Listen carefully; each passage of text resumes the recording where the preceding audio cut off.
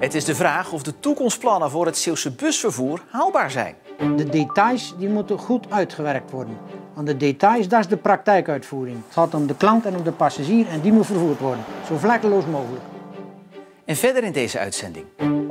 Zeeland populaire vakantiebestemming. En wanneer komt er weer een Zeeuwse toeretappe?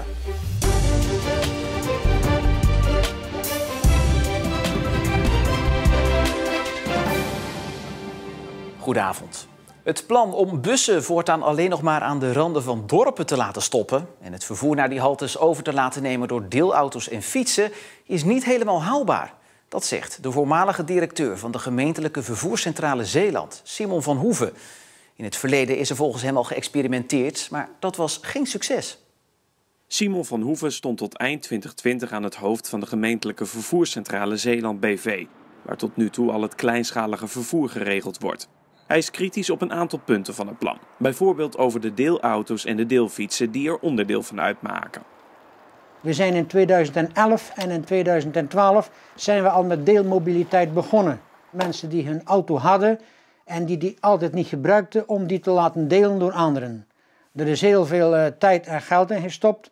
Op een gegeven moment was het dus zo dat er dus wel veel mensen waren die dus een auto ter beschikking wilden stellen. Maar we hadden geen mensen die gebruik van die deelauto wilden maken. Volgens Van Hoeven zouden deelauto's en fietsen wellicht nog in de Zeeuwse steden kunnen werken, maar niet daarbuiten. Wil je dus van een deelauto gebruiken, ja, je woont maar net als ik hier midden in de polder woon, dan moet je toch weer op een fiets en dan moet je daar toch weer naartoe rijden. Dus nee, niet praktisch. Wat volgens hem ook niet praktisch is de besteltijd van bijvoorbeeld een buurtbus of haltetaxi. Hoewel het provinciebestuur hoopt dat binnen een uur te kunnen regelen, stelt Van Hoeven op basis van zijn ervaringen dat dat erg lastig wordt. Stel voor, u belt naar de centrale in Terneuzen voor een haltetaxi of hoe we dat product dan gaan noemen. En dan zou eigenlijk de telefoniste of wie het dan ook is moeten gaan kijken waar er een taxi zit. Ja, en dat is ook niet realiseerd. Dat kan wel, maar dan moet het aantal telefonisten die er dan zitten, ja, die moeten dan wel vertienvoudigd worden, denk ik, want daar heb je allemaal te veel tijd voor nodig. En de vraag is of dat kan voor het totale budget van 30 miljoen euro. Toch ziet Van Hoeven wel kansen om het plan te laten slagen, mits de centrale, waar al het vervoer straks geregeld wordt, goed wordt ingericht. Maak dus gebruik van de vervoerscentrale in Terneuzen. Zeker voor het praktijkgebeuren. Of je dan het beleid, of je dat daar ook neer moet leggen, dat weet ik niet zozeer. Want die vervoerscentrale is echt een praktijkgebeuren. We kunnen allerlei beleid opstellen, maar de praktijk haalt de beleid dikwijls in. Dus de mobiliteitscentrale moet niet een apparaat vol ambtenaren worden? Nee, als het dat gaat worden, dan gaat het kapot. En we gaan naar politiek verslaggever Heiko Strietman op het Abdijplein in Middelburg. Ja, Heiko, deze voormalige directeur zet dus zo zijn kanttekeningen bij het plan, maar hij is niet de enige. Nee, voor het kerstreces lieten enkele partijen in Provinciale Staten zich al kritisch uit over het plan. 50PLUS zei bijvoorbeeld, er zijn nog te veel open eindjes. Nou, je zou kunnen stellen dat dat komt omdat de ruwe schets van het plan nu klaar is en nu is het uitwerken geblazen. De details die moeten gezet gaan worden en daarom hoor je deze geluiden nu steeds sterker worden. Nou, dat uitwerken, dat willen ze nu gaan doen de komende maanden. En deze voormalige bestuurder die we net hebben gehoord, ja, die hoopt dus dat de punten die hij heeft aangestipt er of uit worden gehaald of dat er iets mee gedaan wordt. Heiko vanuit Middelburg, dankjewel. De politie zoekt een 34-jarige Belg en een 4-jarige jongen uit Sint-Niklaas. Het duo is sinds vorige week woensdag vermist. En omdat de Belgische politie vermoedt dat ze in Nederland zijn, is de Nederlandse politie een zoekactie gestart. Daarbij is onder meer met een helikopter boven Vlissingen gezocht. De politie maakt zich grote zorgen over de gezondheid van het tweetal. De man rijdt in een grijze Peugeot. De politie roept mensen op om de man niet zelf te benaderen, maar 112 te bellen als hij wordt gesignaleerd. 8 op de 10 Nederlanders is van plan dit jaar op vakantie te gaan. Nederland is daarbij het favoriete vakantieland en Zeeland een van de 4 populairste provincies, blijkt uit onderzoek van de ANWB. Naast Zeeland zijn Limburg, Gelderland en Drenthe populaire bestemmingen. En bij de bestemmingskeuze spelen rust, natuur en de onzekerheid rond de coronamaatregelen een grote rol. Rijkswaterstaat coördineert voor het eerst het strooibeleid in Zeeland. Hiervoor deden provincie, gemeente en waterschap dat samen. Zeeland was daarmee de enige provincie die dat op deze manier deed. Nu neemt Rijkswaterstaat die coördinatie dus over en garandeert het dat alle Zeeuwse wegen binnen 2 uur gestrooid kunnen zijn.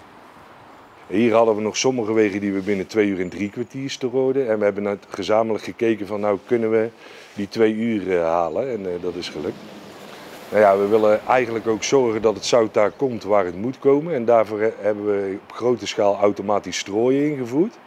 En automatisch strooien wil zeggen dat eigenlijk de chauffeur geen handelingen zelf meer hoeft te doen tijdens het rijden, maar dat de strooier vol automatisch de breedtes aanpast, de dosering daar waar nodig.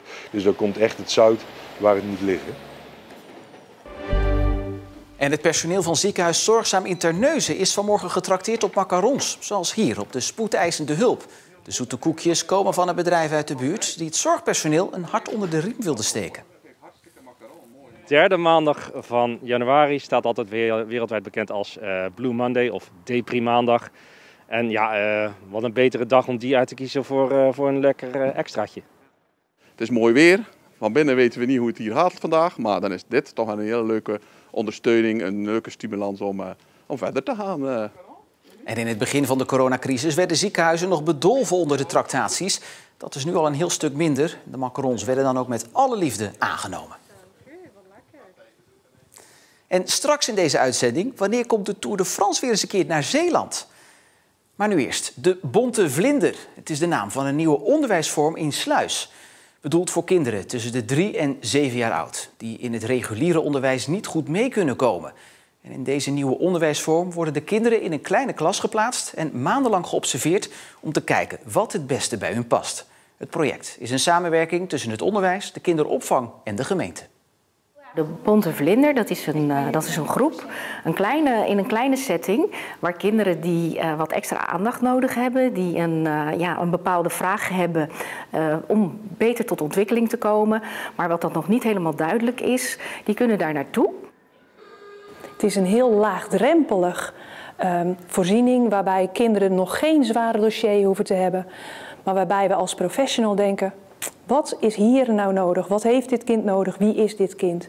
En hoe komt dit kind het best tot ontwikkeling? En wat kunnen we daarvoor in preventieve sfeer nu al in een vroeg stadium voor elkaar krijgen met elkaar?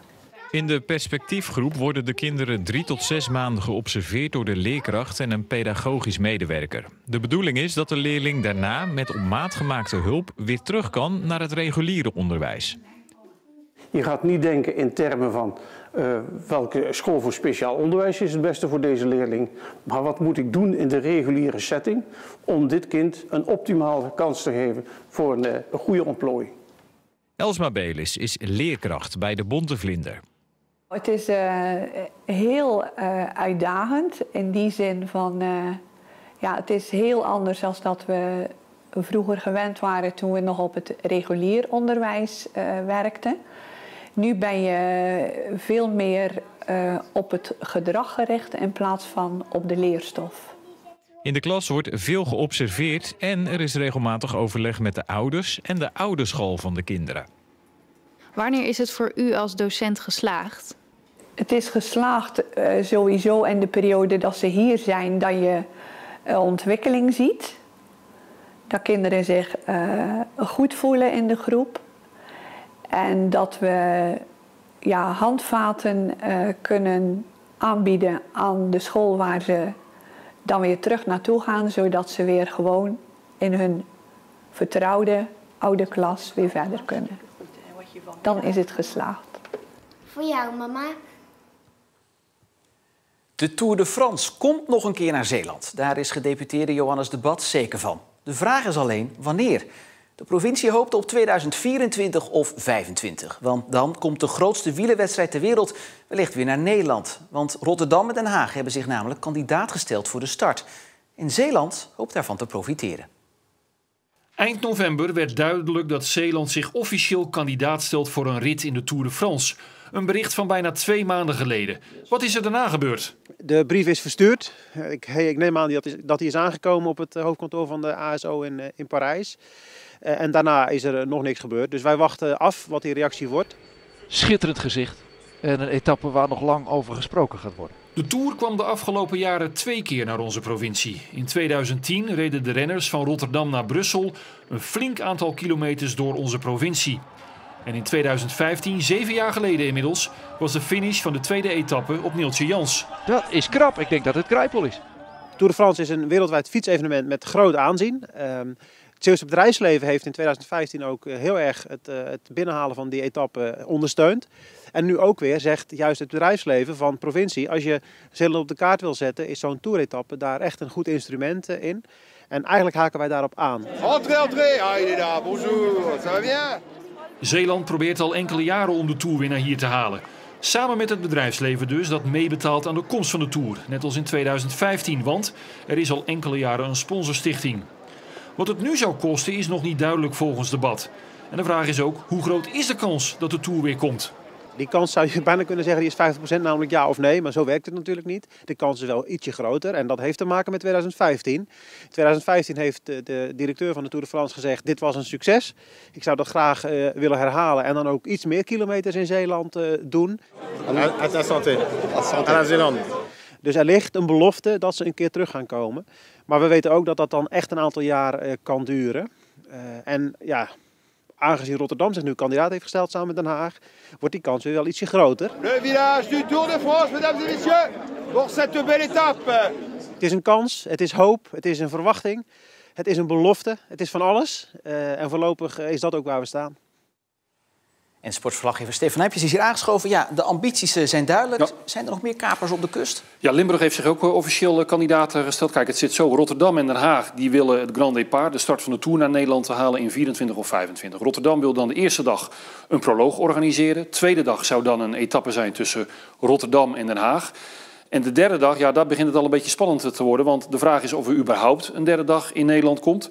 Als die derde dag in Nederland er zou komen, dan is Zeeland kandidaat. Limburg zou ook kandidaat kunnen zijn. Of ze zouden bijvoorbeeld gelijk naar België of naar Frankrijk kunnen. Dus ja, het is heel lastig om aan te geven hoe groot nou die kans echt is. Ja, wat wil de provincie? Welke... Ja. Nou, dat laten ze eigenlijk een beetje open. Want ze willen eigenlijk gewoon dat die Tour naar hier toe komt. En dan maakt het nog niet helemaal uit in welke vorm. Ze laten de opties wat dat betreft open. Het debat heeft ook gezegd, ja, een ploegentijdrit tussen de Zeelandbrug en Neeltje Jans, dat zou fantastisch zijn. Maar die kans is denk ik nihil als Rotterdam een proloog gaat organiseren. Ja, daarnaast zijn er natuurlijk ook nog veel meer mogelijkheden. Start van een etappe in Zeeland, de finish van een etappe in Zeeland. Start zou dan bijvoorbeeld weer in Rotterdam kunnen zijn. Maar goed, de ASO, de toerdirectie, die zijn zo eigenwijs in de positieve zin van het woord. Die bepalen het allemaal zelf wel. Dus Zeeland heeft gezegd, dat laten wij open en we gaan gewoon kijken hoe of wat. Oké, hoe gaat het de komende tijd eruit zien? Nou, ik denk dat het sowieso een project van de lange adem is. Omdat dat soort processen gewoon heel veel tijd in beslag nemen. De tourorganisatie komt wel, dat is de verwachting, in het voorjaar naar Nederland om over die aanbieding van Den Haag en Rotterdam te praten. Zeeland wil dan ook met de tourdirectie in gesprek om te kijken hoe de kansen liggen. Ja, dus vooral praten en masseren de komende tijd. Zeker. Oké, Stefan Nijpjes, dankjewel. Ja, dat was weer eens wat anders, want we konden zowaar weer eens rondkijken. Want na dagen mist was het vandaag overwegend zonnig bij maximaal 8 graden. Maar morgenochtend is er gewoon weer kans op mist. Maar later op de dag wordt het dan gelukkig wel weer opnieuw zonnig. Bij maximaal 7 graden. En vanaf woensdag neemt de kans op regen toe met mogelijk ook hagel. Maar goed, dat is pas later in de week. Tot zover Zeeland Nu voor vandaag. Nog een mooie avond.